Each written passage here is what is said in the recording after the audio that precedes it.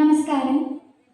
ഞാനിന്ന് രാമായണത്തിലെ ഏറ്റവും ശക്തനായിട്ടുള്ള ഒരു യോദ്ധാവിനെ കുറിച്ചല്ല ഇവിടെ പറയുന്നത്. രാമായണത്തിലെ പരമഭക്തനെ കുറിച്ചിട്ടുമല്ല. എന്നാൽ ആ മഹാകാവ്യത്തിലെ ശാന്തമായ ശക്തിയെ കുറിച്ചാണ്. കഥയിൽ വളരെ കുറച്ച് മാത്രമേ പ്രത്യക്ഷപ്പെടുന്നുള്ളൂ എങ്കിൽ പോലും ആ കഥയുടെ ദിശ തന്നെ മാറ്റിമറിച്ച മഹാനുഭാവനെ കുറിച്ച്, ജാമ്പവാനെ കുറിച്ച്. ആദികവി വാൽമീകി എഴുതിയ രാമായണം നമ്മുടെ ഇതിഹാസ കാവ്യം മാത്രമല്ല, മറിച്ച് ഭാരതത്തിന്റെ ആത്മാവാണ്, ധർമ്മത്തിന്റെ വഴികാട്ടിയാണ്. ചുരുക്കി പറഞ്ഞാൽ മനുഷ്യ ജീവിതത്തിന്റെ ഒരു മാനുവലാണ് രാമായണം എന്ന് പറയാം. രാമായണത്തിലെ പല കഥാപാത്രങ്ങളും നമുക്ക് മാതൃകയാക്കാവുന്നതാണ്. രാമൻ സനാതന ധർമ്മത്തിന്റെ പ്രതീകമായിട്ടാണ്, സഹനത്തിന്റെ പ്രതീകമായിട്ടുള്ള സീത, ലക്ഷ്മണൻ ത്യാഗത്തിന്റെ, ഭരതൻ സാഹോദര്യത്തിന്റെ, ഹനുമാൻ ഭക്തിയുടെ, അങ്ങനെ നിരവധി കഥാപാത്രങ്ങൾ. എന്നാൽ ഈ മഹാന്മാരുടെ എല്ലാം ഇടയിലുള്ള ഒരു ജ്ഞാന സാഗരമാണ് ജാമ്പവാൻ. ഒരു യുദ്ധം ജയിക്കുന്നത് ശക്തി കൊണ്ട് മാത്രമല്ല, മറിച്ച് അതിന് അനുഭവവും സമയബോധവും ജ്ഞാനവും വേണം എന്നുള്ളതിന്റെ ജീവിച്ചിരിക്കുന്ന ഒരു ഉദാഹരണമാണ് ജാമ്പവാൻ. ജാമ്പവാന്റെ ഉദ്ഭവത്തെ പറ്റി പറയുകയാണെങ്കിൽ, ബ്രഹ്മാവിന്റെ കോട്ടുവായിൽ നിന്നും ജനിച്ചതാണ് ജാമ്പവാൻ എന്നാണ് പറയുന്നത്. ജൃംഭണം എന്ന് പറഞ്ഞാൽ കോട്ടുവായ, അപ്പൊ ജൃംഭണത്തിൽ നിന്നും ജനിച്ചവൻ ജാമ്പവാൻ. മറ്റൊരു തരത്തിൽ പറയാറുള്ളത്, ജാമ്പ എന്ന് പറഞ്ഞാൽ കരടി എന്നാണ് അർത്ഥം. വാൻ എന്ന് പറഞ്ഞാൽ നേതാവ് അല്ലെങ്കിൽ നാഥൻ എന്ന്. അങ്ങനെ കരടികളുടെ നേതാവ് അല്ലെങ്കിൽ കരടികളുടെ നാഥൻ എന്നുള്ള അർത്ഥത്തിലും ജാമ്പവാനെ പറയാറുണ്ട്. പക്ഷെ കുറച്ചുകൂടി മുന്നോട്ട് പോകുമ്പോൾ, യുദ്ധകാണ്ഡത്തിലേക്ക് എത്തുമ്പോൾ, വിഭീഷണൻ ജാമ്പവാനെ കവിപുങ്കവ എന്ന് വിളിച്ച് അഭിസംബോധന ചെയ്യുന്നതായിട്ടും നമ്മൾ കാണുന്നുണ്ട്. അപ്പൊ യഥാർത്ഥത്തിൽ ജാമ്പവാൻ കരടിയാണോ അതോ വാനരനാണോ എന്നുള്ള കാര്യത്തിൽ ഇന്നും പല വിധത്തിലുള്ള സംശയങ്ങളും നിലനിൽക്കുന്നുണ്ട് എന്നാണ് മനസ്സിലാക്കാൻ സാധിച്ചത്. മറ്റൊരു വിഭാഗം ആൾക്കാർ ജാമ്പവാൻ കരടിയും വാനരനും കൂടി ചേർന്ന രൂപമാണ് എന്നും പറയുന്നുണ്ട്. ജാമ്പവാൻ സൃഷ്ടിയുടെ ഒരു ആരംഭത്തിൽ തന്നെ ഈ ഭൂമിയിലുള്ള ഒരു വ്യക്തിയാണ്. മഹാവിഷ്ണു മധുകൈടഭന്മാരെ വധിച്ച സമയത്ത് ജാമ്പവാനുണ്ട്. നമ്മളൊക്കെ പുരാണങ്ങളില് ബ്രഹ്മാവിനെ ചതുർമുഖനായിട്ടാണല്ലോ പറയുന്നത്. പക്ഷെ ശിവപുരാണത്തിൽ ഒരു കഥ ഉണ്ട്. ഈ ബ്രഹ്മാവിന് ആദ്യം 5 മുഖം ഉണ്ടായിരുന്നു. പിന്നെ ബ്രഹ്മാവ് എന്തോ കള്ളത്തരം പറഞ്ഞപ്പോൾ അതിലൊരു മുഖം ശിവൻ മാറ്റിയതാണ്, എടുത്ത് കളഞ്ഞതാണെന്നാണ് പറയുന്നത്. അപ്പൊ ഈ 5 മുഖമുള്ള ബ്രഹ്മാവിനെ കണ്ട വ്യക്തിയാണ് ജാമ്പവാൻ. പാലാഴി മഥനത്തിന്റെ സമയത്ത് ശിവൻ കാളമൂടൻ കുടിച്ച് ശിവന്റെ കണ്ഠത്തിൽ നിന്നിട്ടാണ് നീലകണ്ഠനായി മാറുന്നത്. അപ്പൊ അതിന് മുന്നിലുള്ള മഹാദേവനെ ജാമ്പവാൻ കണ്ടിട്ടുണ്ട്. മഹാവിഷ്ണു വാമനാവതാരം സ്വീകരിച്ച് ഭൂമിയിൽ എത്തിയപ്പോൾ ആ സൃഷ്ടിയെ ജാമ്പവാൻ 21 തവണ പ്രദക്ഷിണം ചെയ്തു എന്നാ പറയുന്നത്. ഇങ്ങനെ നിരവധി കാര്യങ്ങൾക്ക് ജാമ്പവാന് സാക്ഷ്യം വഹിക്കാൻ സാധിച്ചിട്ടുണ്ട്. ജാമ്പവാൻ ചിരഞ്ജീവിയാണെന്ന് നമുക്ക് എല്ലാവർക്കും അറിയാം. എന്നാൽ അദ്ദേഹത്തിന്റെ പ്രായത്തിനെ പറ്റി ഇന്നും നമുക്ക് വ്യക്തമായിട്ടുള്ള ഒരു ധാരണ ലഭിക്കുന്നില്ല. ജാമ്പവാൻ ഒരു ശക്തനായ യോദ്ധാവായിരുന്നു. എന്നാൽ അതിലുപരി അദ്ദേഹം ഒരു പ്രചോദകനായിരുന്നു, ഉപദേശകനായിരുന്നു, രക്ഷകനായിരുന്നു. രാമായണത്തിലെ തന്നെ ഏറ്റവും മനോഹരമായ സന്ദർഭങ്ങളിൽ ഒന്നാണ് സമുദ്രതീരത്ത് സംഭവിക്കുന്നത്.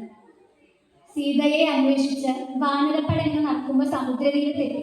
ഇനി ഈ സമുദ്രം മറികടന്ന് എങ്ങനെയാണ് ലങ്കയിലേക്ക് എത്തുക എന്ന് ആലോചിച്ച് നിരാശരായി നിൽക്കുന്ന സമയത്ത് ജാമ്പവാൻ ഓരോരുത്തരുടെ അടുത്ത് ചെന്നു അവരുടെ കഴിവുകളെ പറ്റി ചോദിക്കുന്നുണ്ട്. അപ്പൊ അംഗനൊക്കെ പറയും, എനിക്ക് സമുദ്രം ചാടിക്കിടക്കാൻ സാധിക്കും, പക്ഷെ തിരിച്ചു തരാൻ കഴിയില്ല. അങ്ങനെ അവസാനം എല്ലാം കേട്ട ശേഷം ജാമ്പവാൻ ഹനുമാന്റെ അടുത്ത് പോയി ചോദിക്കുന്നുണ്ട്, നീ ആരാണെന്ന് നീ മറന്നോ?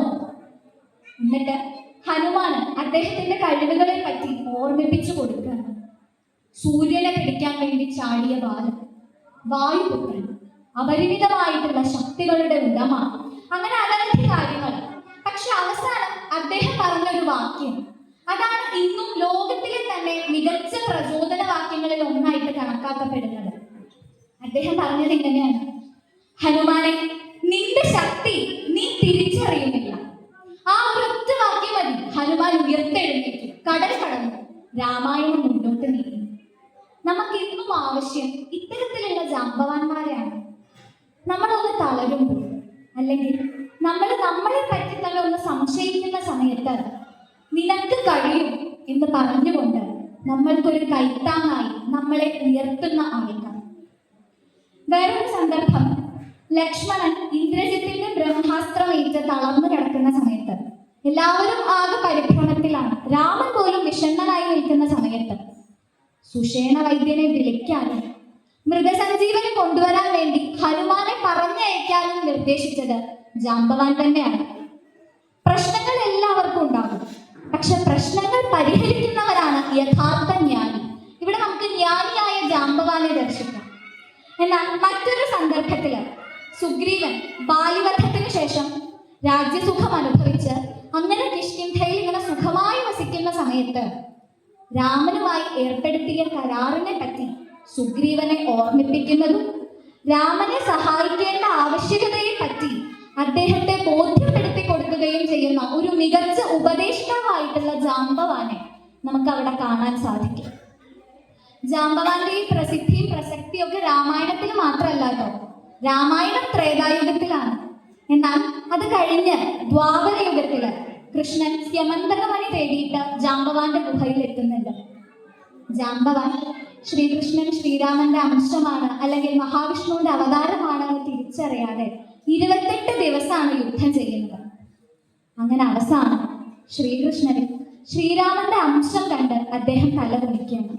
അന്ന് അദ്ദേഹം മനസ്സിലാക്കി, രൂപം മാറാം, കാലം മാറാം, പക്ഷെ ധർമ്മം മാറില്ല. ഇന്നത്തെ കാലത്തും ജാമ്പവാനുള്ള പ്രസക്തി വളരെ വലുതാണ്. ഇന്നിപ്പോ നമുക്ക് ഊർജമുണ്ട്, ടെക്നോളജി ഉണ്ട്, AI ഉണ്ട്.